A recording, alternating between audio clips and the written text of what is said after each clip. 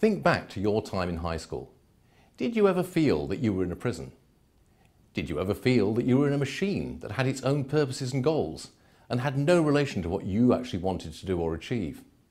If you did, then you shouldn't be surprised, because this reflects the nature of what the modern school is.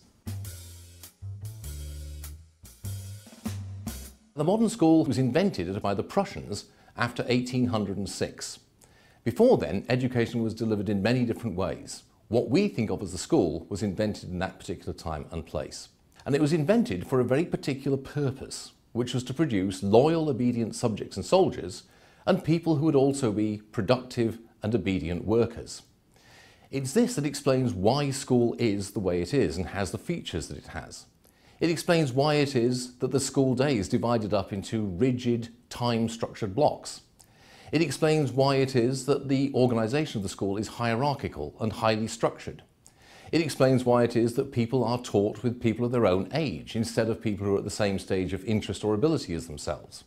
And it explains why in many school systems, one of the functions of the system is to direct people into particular life paths, to sort out young people into different kind of career groups. To the extent that education actually does take place in schools, it's a happy accident or a byproduct.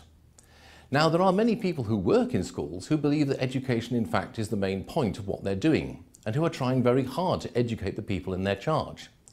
However, the problem is that the whole system they're working in, the way it's set up and the way it is organised, is hostile to that golden endeavour, so that they're in the unfortunate position of constantly trying to push water uphill, if you will, and any success they have is gained against the odds. What we need to realise is that education and schooling are not the same thing. In fact, because we think that schooling is the same thing as education, we have a radically impoverished idea of what education is and could be.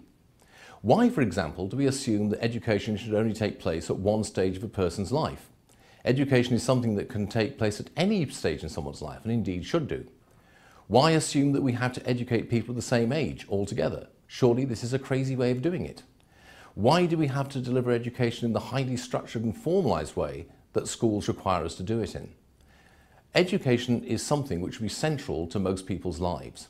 What we need to do is to get away from the idea that schools are the only way in which we can deliver education.